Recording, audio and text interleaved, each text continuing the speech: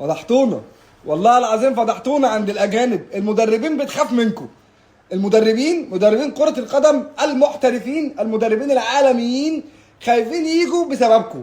يعني تخيل انت كمشجع في جمهور النادي الاهلي، انت مخوف مدرب عالمي انه يجي يدرب فريقك لمجرد ان انت عندك فكرة مش عند حد في الدنيا غيرك انت بس. جمهور النادي الاهلي بس في العالم كله اللي مقتنع ان كرة القدم مكسب بس. بيتسو موسيماني قال لهم جمهور الاهلي لا يتقبل غير الفوز، وهذا امر صعب على اي مدرب، ده صعب على اي ساحر مش مدرب، ده صعب على اي حد فرارجي، اي حد جزار، صعب على اي حد. ده صعب على محافظ اسكندريه اصلا انه يعمل. اي بني ادم في الدنيا صعب عليه الكلام ده، مفيش الكلام ده خالص. قال لك لست مستعد لتدريب نادي يعتقد انه يلعب بمفرده وانه سيفوز دائما. ايه يا عم؟ امال الفرق اللي معموله لك في الدوري دي معموله ليه؟ لما انت بتكسب لوحدك. بقول لك كرة القدم ثلاثة امور: الفوز والتعادل والخسارة والانسحاب، نخليهم اربعة. انت بالنسبة لك لغيت ثلاثة والمكسب بس. عايز تكسب لوحدك وتعمل كل حاجة لوحدك، ده مش هيحصل.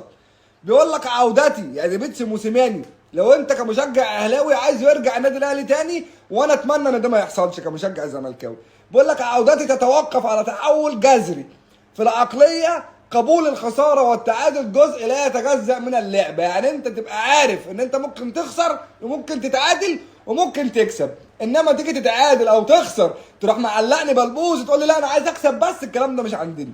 انا غير مستعد لتدريب نادي يعتقد انه سيخرج منتصرا دون اي فشل. يعني هو منزل 11 ساحر في مش 11 راجل بقى، ده 11 ساحر في الملعب. 11 ساحر دول مفيش غلطه، مفيش حد فيهم هيعمل غلطه. انت الشاش ما بتهداش، تنزل تخلص تنتهي الموضوع خلص. ياخد الدوري من اوله لاخره الموضوع خلص. الكاس افريقيا عايز يخش بقى على كاس العالم الدنيا حلوه معاه. ده المشجع الاهلاوي، ده المشجع الاهلاوي اللي هيكرهنا في البلد يخلينا نمشي. يعني انت راجل مصري وانا راجل مصري، انت بتشجع الاهلي وانا بشجع الزمالك، ايه اللي يفرقك عني؟ ايه اللي يفرقك انت عني لما انت تفكيرك بالطريقه دي؟ انت بتفكر ان انت ما تخسرش وما تتعادلش، انت عايز تكسب بس تحت اي ظرف، تحت اي بند، باي ثمن. انت عايز تكسب وخلاص، وده ما ينفعش. انا لازمتي ايه يا ابني معاك يا ابني؟ يا حبيبي احنا لازمتنا ايه معاك انت لما انت بس عايز تكسب؟ انا جاي اعمل ايه؟ انا انت واخدني كومبارس؟ طب انا اعمل ايه يعني؟ قول لي. يعني انا عايز افهم، احنا كفرق رياضيه بتلعب معاك في البلد هنعمل ايه بالاسلوب ده؟ ولا اي حاجه. واللي انت بتعمله ده مش هينفع. مش عايز معاك تكسب الدوري ده بتاع الزمالك واحنا مش هنحله. عندنا في اسكندريه طريق جديد اسمه محور المحموديه، مش جديد قوي يعني بس هو لسه يعتبر جديد، لسه معمول جديد. فالسرعات فيه زايده والطريق كويس وواسع واربع حارات وبسم الله ما شاء الله. يعني من كتر الحوادث اللي حصلت بسبب الطريق ده عندنا بقينا نستنى الاشاره. يعني الاشاره مثلا على بعد 600 متر بقينا بنستنى الاشاره تقفل عشان العربيات ما تعديش فنعرف نعدي ايا كان مين اللي هيعدي، فرد 2 3 10 ايا كان.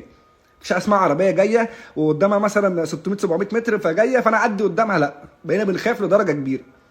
وبنبص في نفس الاتجاه، اول ما العربيات تتمنع ما فيش ولا عربيه بنبدا نعدي الطريق وبنعدي بسرعه من كتر الخوف لان حصل حوادث كتير. انا بقى كعبد الله يعني الدنيا كلها سابتني، يعني او سوري سبت الطريق كله وجالي عكس اتجاه. يعني انا عملت نفس التفاصيل ونفس الطقوس اللي بعملها كل مره حرفيا. وقفت، العربيات عدت، الاشاره قفلت على بعد 400 متر 500 متر، بدات انا اعدي، موتوسيكل جاي عكس اتجاه عايز يخطف الكوبري اللي تحت، عايز يعدي من الكوبري مش عايز يطول مع السكه ياخد الكوبري اللي بعد منه. فرتكني موتوسيكل، انا ما كنتش راكب موتوسيكل، انا كنت معدي على رجليا، جالي عكس اتجاه وفرتكني. وللصدفه طلع واحد جوري قعدني حوالي شهرين في البيت، شكرا سبحان الله متكسر زي الحاله اللي انا فيها دي. بس دي حاله تانية، يعني جايز الحاله الاولانيه انا مظلوم فيها بنسبه مليار في الميه. الحاله دي جايز انا اكون اتغبيت مثلا. يعني انا معدي على نفس طريق المحموديه وماشي في سكتي، ولا ماشي بسرعه زايده ولا ماشي، لا انا ماشي في نفس سكتي دي في حتت بيعدوا منها الناس زي ما قلت لكم، بيقفوا لحد ما الاشاره تقف عشان الناس تعدي. على حظ انا الست اللي جت تعدي ما بصتش اصلا ولا شمال ولا يمين عشان تاخد بالها من اشاره او عربيات، عدت مره واحده. انا عملت 3 حاجات في لحظه واحده. رحت مزعق فيها جامد، هي ما بيني وبينها 20 متر، رحت مزعق فيها جامد وضارب فرامل قدام ومقلوب بالمكنه. يعني انا زعقت ودوست فرامل قدام ودوست فرامل رجل، الناس اللي بتسوق مكان فاهمه الكلام ده. لقيت نفسي انا متدغدغ، يعني انا والموتوسيكل في نص الشارع متسوحين، واتدغدغت نفس العلقه، نسخه طبق الاصل العلقه اللي فاتت انا برضو خدتها. انت هتخسر ايه لو انت بتعدي الطريق ده بصيت يمينك وشمالك؟ هتخسري ايه؟ يعني انت حضرتك انا بسببك اتقلبت واتكسرت واتدغدغت، ورجليا والله العظيم قادر ادوس عليها وكلها مغلوطه ودراعي وطالع ميتيني، وانت كل اللي على حضرتك حقك عليا ومشيتي. انا ما فيش بني ادم يعني ساعه اللقطه دي هي كان معاها كام حد بيعدوا وراها، انا ما شفتهمش. انا سمعت كلمه حقك عليا بس. لقيت بقى انا نفسي شايف السما بسم الله ما شاء الله عليا متشال مربعه، وبتركن على جنب، وناس جرت تشيل الموتوسيكل من على الارض وتشيل بقى قطع الغيار بقى اللي هو ايه، فكك بقى ما انت عملت حادثه اتدغدغت بقى. وانا هدومي يعني اتقطعت من كتر كحته الاسفلت في جسمي، تخيل اللي حصل لي. والجلطات اللي في رجلي مش قادر ادوس عليها لمجرد ان في حد فكر يعدي بسرعه في طريق وانا اللي لبست. فانا اسكندراني، انا عارف احنا بنمشي ازاي، وعارف ان احنا لنا عادات وتقاليد، انا عارف احنا بني ادمين يعني مجانين انا عارف احنا يعني تايهين شويه في نفسنا، وعندنا عرق طقم اسنان وتعبانين ومحتاجين علاج. انا عارف اسكندرانيه كلهم بسم الله ما شاء الله كلنا تعبانين، كلنا محتاجين لمصحات ومحتاجين، يعني خدت بالك احنا محتاجين علاج زياده. بس يعني على قد ما تقدر خد بالك، يعني المره اللي جايه دي تاني مره في نفس الرجل، يعني اللي انا بكلمكم فيه دي تاني مره في نفس، انا فاضل لها مره واحده وهسيبها في البيت وانا نازل، عشان انا المره اللي جايه هيحصل ايه. يعني المره دي اتشط، اول مره اتشط عكس اتجاه، باصص في طريقي مركز ومعدي اتشط عكس اتجاه. المره دي انا اللي سايق وانا اللي متعمد ما اجريش، يعني انا معايا راكب مكنه هاوجي كلبة جري، زي ما كلبة جري بتجيب سرعات بسم الله، اسرع من اي مكنه تقريبا. انا ما بجريش بالسرعه يعني المبالغ، انا بمشي يعني واحده واحده على نفس سرعه الناس اللي ماشيه حوالين مني، بسيب مسافه بيني وبين العربيه اللي قدامي. فهي الست انتظرت ان العربيه تعدي وهتعدي.